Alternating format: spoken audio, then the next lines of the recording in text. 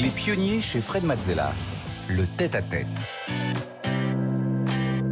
Bienvenue dans le tête-à-tête des pionniers. Aujourd'hui, je reçois Clara Guémard. Bonjour Clara. Bonjour. Alors, tu as vécu de multiples vies professionnelles. Une première en politique, une seconde dans un grand groupe international, une troisième aujourd'hui dans l'investissement engagé pour la planète et pour le social. Tu as cofondé Raise, un fonds d'investissement qui reverse une partie de ses bénéfices à des projets environnementaux et sociaux. Tu es une aventurière dans le monde des affaires, mais aussi dans la vie tout court. Tu as 9 enfants et tu, reviens d'une traversée d'un mois à pied depuis la France vers l'Italie, sur la Via Francigena. On en parlera. Alors tu connais le principe de l'émission, on va explorer, tes apprentissages et tes émotions sur ton parcours, qui est extrêmement, fourni.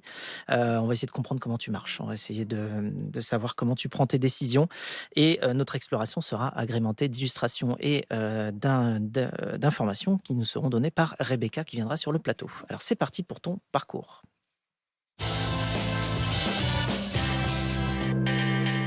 Alors, tu es né à Paris et tu as grandi dans une culture franco-danoise. Quel souvenir tu gardes de cette enfance?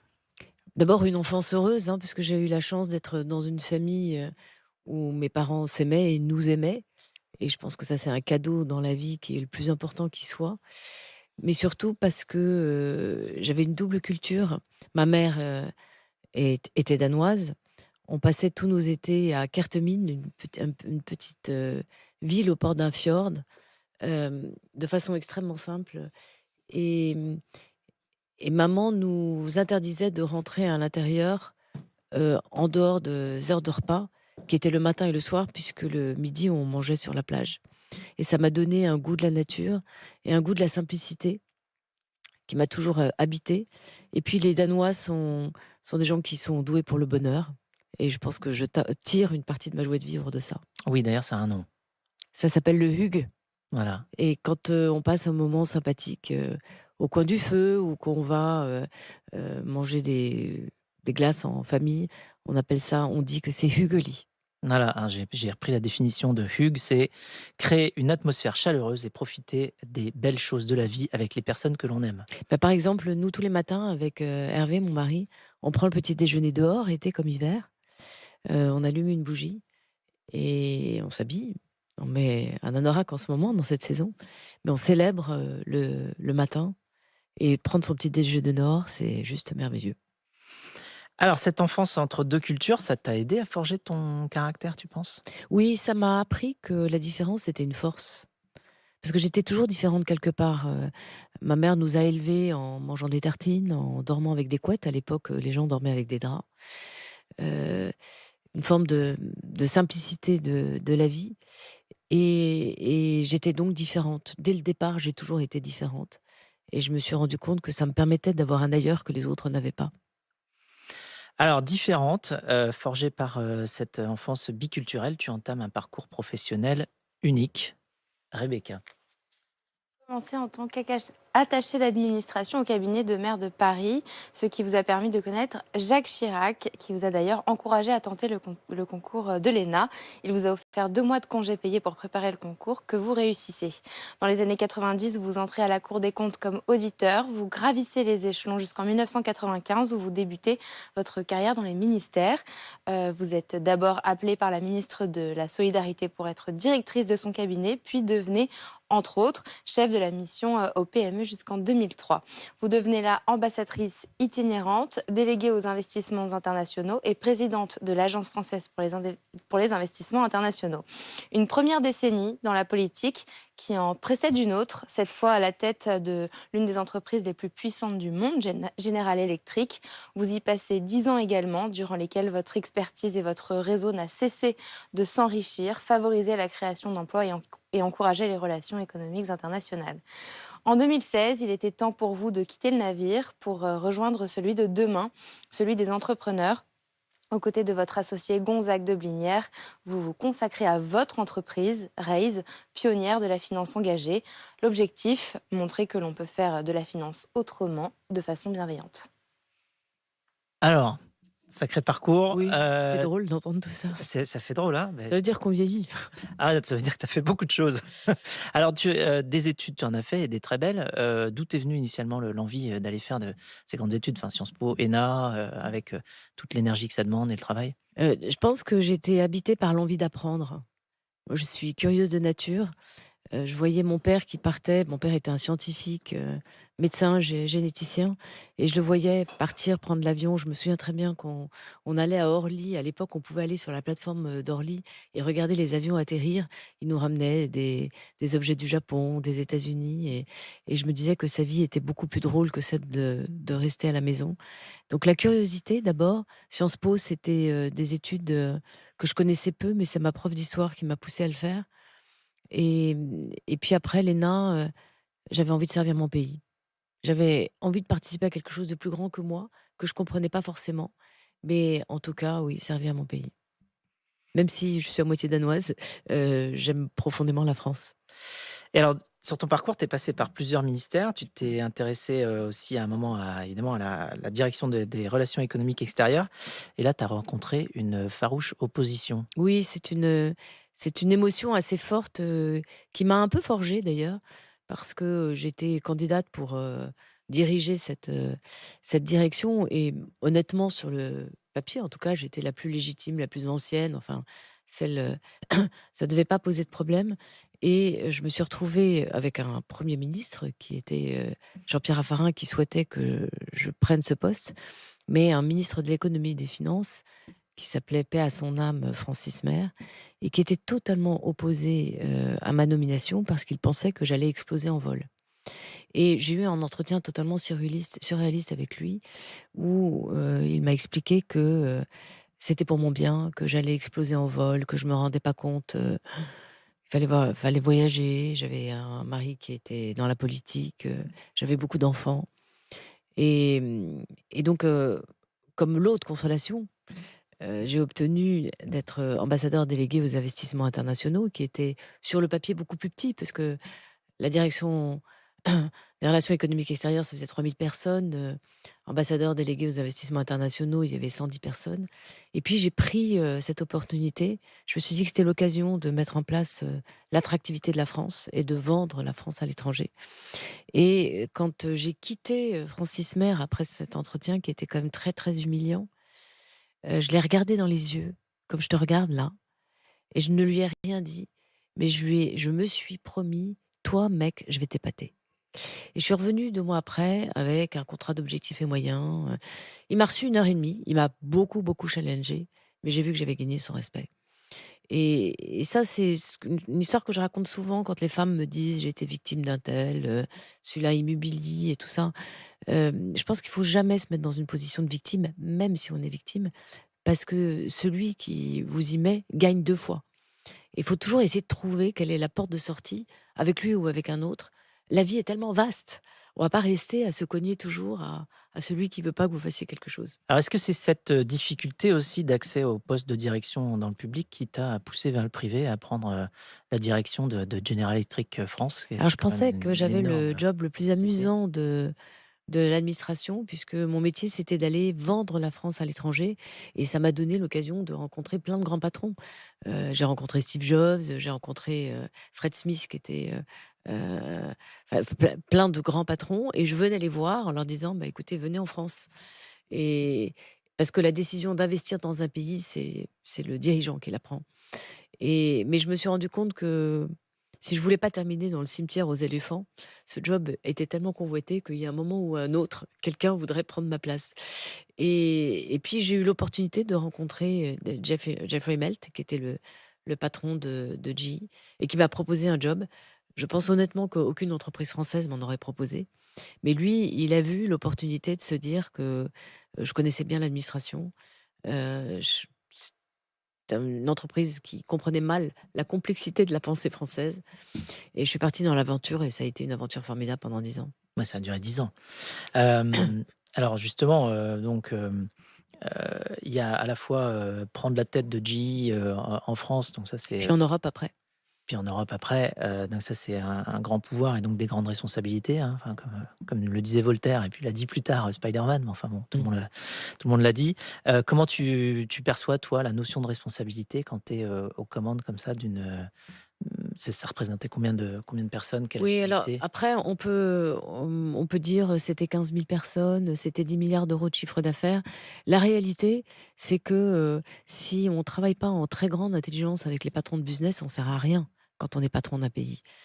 Parce que les entreprises sont matricielles. Donc nous, moi, ce que j'ai fait quand je suis arrivée, c'est de bâtir une stratégie pour la France, qui n'existait pas paradoxalement. Il y avait des verticales, il y avait la partie aéronautique, il y avait la partie santé, il y avait la partie énergie, mais il y avait aucune idée que General Electric avait, 15 000 salariés en France et qu'il y avait sans doute des choses à bâtir en France, pour la France, avec les Français et pour le monde. Et c'est ça qu'on a fait. Alors, après, GE, tu te lances dans Raise pour, faire de la finance engagée. Qu'est-ce qui, t'a envoyé dans cette direction? D'abord une rencontre. La rencontre avec Gonzague de Blinière, il se trouve que je on avait fait une enfin, General Electric avait fait une acquisition dans lequel, le fonds qu'il dirigeait était, en partie propriétaire. D'ailleurs une très belle opération financière pour eux et c'était la première fois, des patrons de fonds, j'en voyais beaucoup, hein, parce qu'ils nous faisaient souvent des propositions et c'est la première fois que je rencontrais, une personne dans la finance qui me parlait des aventures humaines, qui me parlait des rencontres et qui, me parlait des entreprises qui l'accompagnaient comme si c'était, ses frères, ses amis et dans une vraie aventure entrepreneuriale et je me suis dit: «Tiens, vraiment c'est pas souvent qu'on rencontre, quelqu'un comme ça dans la finance» et puis quelques années plus tard, on s'est retrouvés et on a déjeuné ensemble le jour où le journal Libération titrait: «Jeunes de France, barrez-vous, l'avenir est ailleurs» et on s'est dit: «Il faut qu'on fasse quelque chose pour notre pays» et à l'époque, bon, il y avait des Frédéric Mazella, mais il y en avait pas beaucoup et on s'est dit: «Ce qu'il faut qu'on fasse, c'est qu'on aide les entrepreneurs». Donc on a créé une société d'investissement qui a réuni, bah, un certain nombre de grands patrons. Et on a eu de la chance, ils ont dit oui tout de suite et on leur a dit: «On va investir dans des belles PME qui sont trop petites, qui sont pas assez internationales. On va faire du capital patient, long terme, minoritaire et nous l'équipe, vous, on va rien vous demander, mais nous l'équipe, on va donner 50 de ce qu'on gagne à une fondation pour l'entrepreneuriat». Donc ça, c'est une première nouveauté, ça C'est n'existait pas dans le vraiment, ça domaine de n'existait pas, l'investissement. donner 50 c'est quand même beaucoup et si on fait le résultat des courses au bout de 10 ans, puisqu'on fête nos 10 ans, on est devenu une plateforme qui gère 2 milliards. Notre fondation est sans doute une des plus grosses fondations privées pour l'entrepreneuriat, puisqu'elle gère 60 millions et on est devenu un peu une plateforme, un interlocuteur, en tout cas connu Mmh. de tout l'univers des startups parce qu'on ne fait pas que du financement, mais on fait aussi beaucoup d'accompagnement et surtout, on a pu démontrer qu'en étant généreux, en gouvernant en binôme, en faisant la parité, en se préoccupant des questions environnementales et sociales dès le départ, eh ben, on était, aussi performants que les autres, au moins et sinon plus. Et c'est l'heure pour nous de plonger justement dans tes passions.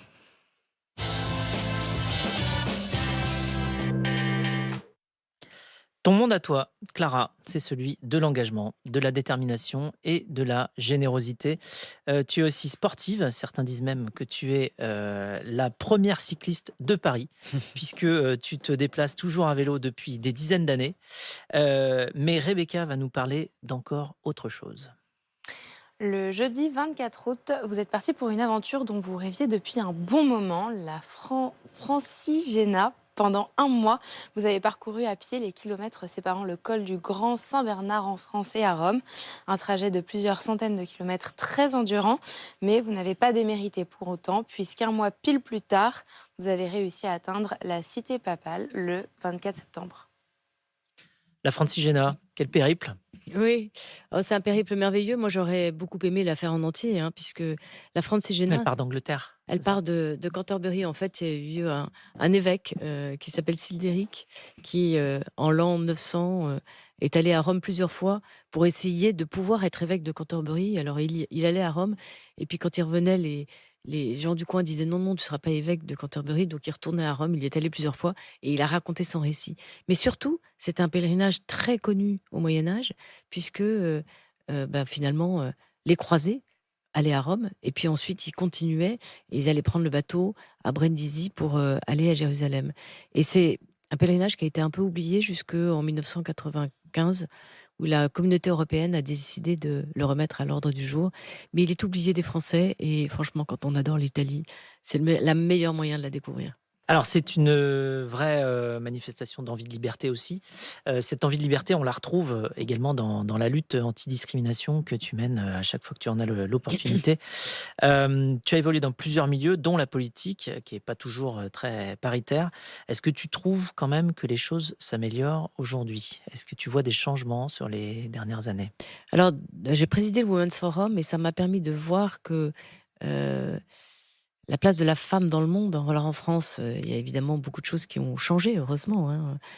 Heu, Quand on pense que moi j'ai une très, très bonne amie qui a été une des toutes premières femmes pilotes sur Air France et commandant de bord, parce qu'il était interdit aux femmes de piloter des avions sur Air France et elle n'a que 70 ans. Elle est pas, ça se passe pas, au Donc enfin, c'était écrit dans les textes interdits aux femmes. bah, elle n'avait pas le droit. Il s'est ouvert, sur Air Inter d'abord Mmh. et ensuite sur Air France. C'est quand on y pense, c'est juste Mmh. ahurissant. Je prends cet exemple, mais il y en a Mmh. évidemment plein d'autres. Les concours qui n'étaient pas ouverts, aux femmes comme Polytechnique. Mais la place des femmes dans le monde, elle est, malheureusement, encore, très, très douloureuse et hem et donc nous qui sommes des femmes éduquées, où on a eu la chance, de pouvoir, apprendre justement et d'avoir une place dans la société, c'est notre devoir de, de soutenir, toutes les autres qui n'ont pas cette chance-là. Et alors maintenant, tu places, ton énergie sur la philanthropie, c'est au cœur de ton modèle. Est-ce que tu penses que par rapport justement aux grandes problématiques, y compris changement climatique, ce sont plutôt les entreprises ou plutôt les gouvernements qui vont nous trouver la solution? Bah, Ou les c'est 2 ou aucun des 2? c'est tout le monde qui doit le faire.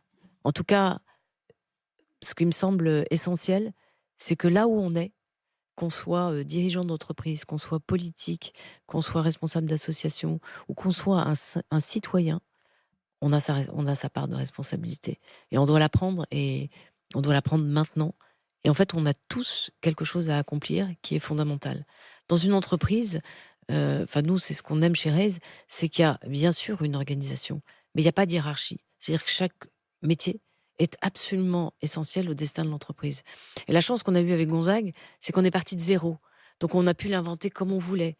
C'est-à-dire qu'on a décidé que la générosité était un moteur économique, mais on a aussi décidé que nous, on allait aider plutôt les entreprises qui voulaient changer le monde. Et quand on donne par admiration. Parce qu'on accompagne des entrepreneurs qui, certes, ont besoin d'un peu d'argent, mais et d'accompagnement, mais qui ont une idée qui est tellement géniale et qui vont faire beaucoup mieux que nous, on pourrait faire.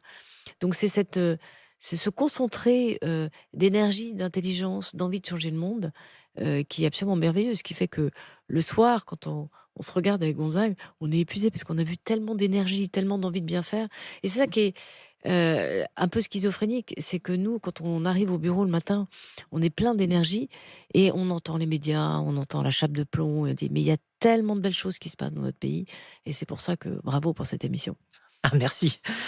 Et nous avons justement une question de Gonzague pour toi. On écoute Gonzague. Ah, Clara, ça fait 10 ans qu'on bosse ensemble, donc je vais pas te demander si tu aimes travailler avec moi, mais je voulais te poser la question suivante.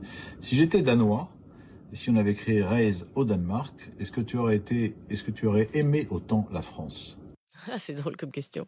Bon, d'abord, Gonzague, il peut pas du tout être danois, hein. Il est vraiment, désolé Faut se Gonzague, projeter. mais projetons-nous. Oui, je pense que j'aurais aimé la France parce que la France, elle m'a tout donné. Elle m'a permis d'être la femme que je suis. J'ai eu, l'école gratuite, j'ai eu la santé gratuite. J'ai pu donner la santé gratuite et l'école gratuite à nos enfants. Elle m'a permis d'élever mes enfants, alors que j'aurais été allemande, j'aurais été italienne, j'aurais été anglaise, j'aurais été américaine, espagnole, ça aurait pas été possible. Donc moi, j'ai une vraie, vraie reconnaissance à la France. Mais je trouve ça très bien que Gonzague soit breton, il faut qu'il le reste. D'accord. Alors, on en parle rapidement, mais tu es aussi auteur. Donc j'ai ici, 2 livres, «La vie est un bonheur», et j'ai également, Un roman un roman, qui «S'il s'appelle suffisait d'aimer». ouais. De Clara. Ouais. Tu as juste mis Clara. Oui, j'ai juste mis Ouais. Clara. C'était une époque où j'avais envie de faire comme Colette, mais bon, je suis pas Colette. Tu es Clara. Il y a aussi un autre livre que tu as écrit avec ta fille qui s'appelle Il faut qu'on parle. Ouais, j'en ai écrit 2 autres, qui s'appellent «Histoire de femmes et autres simples bonheurs», qui est un livre qui justement, parle de l'héroïsme au quotidien des femmes.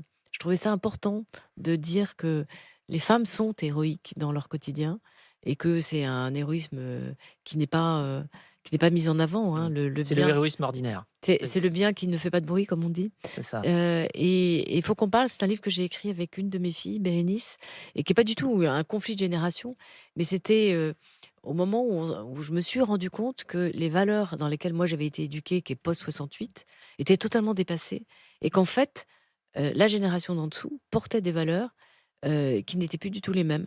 Le rapport au travail, le rapport à la famille, le rapport, au féminisme, le le rapport à l'environnement, à la consommation et tout ça. Et donc on a écrit un dialogue, assez punchy, qui permet de démontrer que, ben, en fait, nous sommes la première génération qui doit apprendre de ses enfants. Nos enfants comprennent mieux le monde de demain que nous et surtout qu'on peut s'aimer beaucoup et pas être d'accord. Merci Clara pour tout ce partage. Sur ce, nous passons à la séquence suivante.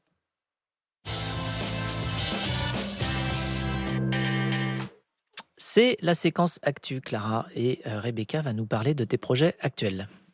Mettre les mécanismes du private equity au profit de la philanthropie et de l'enfance, c'est ce défi que vous lancez avec Investir pour l'enfance, le nouveau fonds de partage que vous avez lancé avec Raise, un fonds qui permet aux investisseurs comme Aston, CVC ou Ardian d'avoir accès aux meilleures opportunités, mais qui, en échange, acceptent à leur tour de renoncer à 50% de leurs bénéfices pour les reverser à 2 associations, l'Institut Imagine dans la santé et Espérance banlieue dans l'éducation.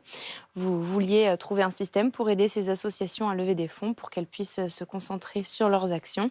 Et grâce à ça, vous avez déjà réussi à récolter plus de 50 millions d'euros. Merci. Déjà Oui, alors 50 c'est un millions d'euros. mécanisme, l'idée c'est que du fonds de partage, c'est, les investisseurs qui renoncent à 50% de leur, plus-value, mais au lieu de faire 15%, ils vont faire 7% et ils savent que, l'argent sera reversé à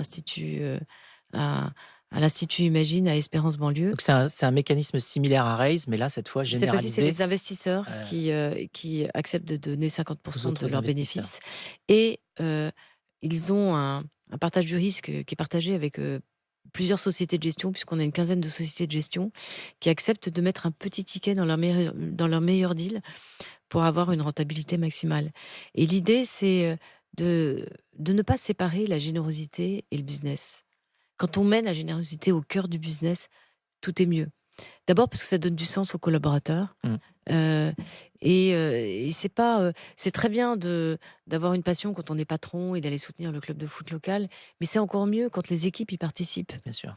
et c'est vraiment cette idée qu'il y a pas, je, gagne plein de fric, et je suis de droite et éventuellement le dimanche, je donne un petit peu ou alors je j'ai pas d'argent, je suis de gauche, c'est tout à fait, agaçant. En fait, on est tous des entrepreneurs, on a envie de changer le monde et et de le faire en démontrant qu'à l'intérieur même du business, la générosité peut se pratiquer par tous et notre grande ambition, c'est de à partir de ce premier fonds de partage pour l'enfance, d'en faire d'autres.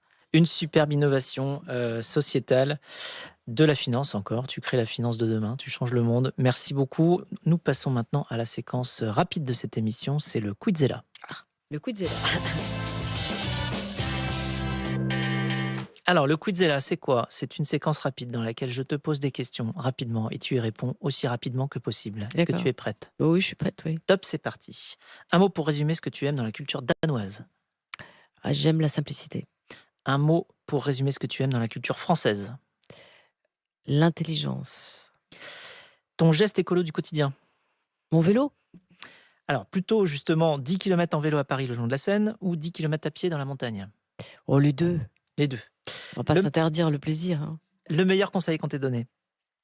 Hem, c'est ma fille qui me l'a donné un jour, elle m'a dit: «Il faut jamais se rendre indispensable pour les choses qu'on n'aime pas faire». Ah, C'est un très chouette conseil. Oui, c'est une bonne idée. La qualité que tu recherches chez tes collaborateurs. La franchise, Ta potion magique à toi. l'amour de la vie. Ta kryptonite à toi, ce qui t'affaiblit. Ce qui m'affaiblit, Plein de choses qui m'affaiblissent, mais je pense, la jalousie. J'aime pas la jalousie, je trouve ça terrible. Est-ce que tu sais prononcer le nom de tes 9 enfants Oui, bien en sûr. moins de 5 secondes? En moins de 5 secondes, alors je vais essayer. Alors Philothée, Bérénice, Thaïs, Amédée, Eulalie, Faustine, Marie-Lou, Jérôme Aristide et Angelico. Eh, c'est qu'en plus, c'est pas très simple. Si tu n'avais pas pu faire ce que tu fais aujourd'hui, tu aurais fait quoi? Oh, j'aurais fait plein de choses, je pense que j'aurais été chanteuse. J'aurais adoré, chanter. D'ailleurs, j'ai des enfants chanteurs. J'ai peut-être fait 2 à la transposition. J'en ai une qui est chanteuse lyrique, 2 autres qui chantent, magnifiquement et on a toujours fait des bœufs à la maison. Et non, j'aurais aimé être italienne, je crois et puis peut-être un peu exploratrice, oui. Quel est ton plus grand rêve aujourd'hui? Mon plus grand rêve, c'est la liberté. Et pour finir, si les 8 milliards d'êtres humains qui sont sur Terre et qui regardent en ce moment le Pionnier étaient là, qu'est-ce que tu voudrais leur dire? Osez être vous-même, personne d'autre ne peut être vous. Donc ne laissez pas les autres décider de ce que vous devez être. Merci beaucoup, c'est une belle maxime et on va se quitter sur une chanson que tu as choisie, qu'on écoute tout de suite. C'est Encore de Kenji Girac et Florent Pagny. C'est juste pour dévoiler un aspect de ma personne qui est que je suis une midinette intégrale. J'adore la musique de variété. Je suis une fan de Michel Berger, évidemment les grands chanteurs aussi, hein. Mais je trouve ça, je trouve que la chanson, c'est sans doute la quintessence du ce qu'on peut construire, en 3 minutes. Les premières notes vous transposent dans un univers, dans une émotion, dans des souvenirs aussi et je trouve que d'arriver à faire ça en 3 minutes, c'est juste magique. Merci Clara, merci de nous avoir fait entrer dans le monde que tu crées. Merci de nous avoir partagé tes émotions et tes apprentissages de pionnière. Merci Frédéric.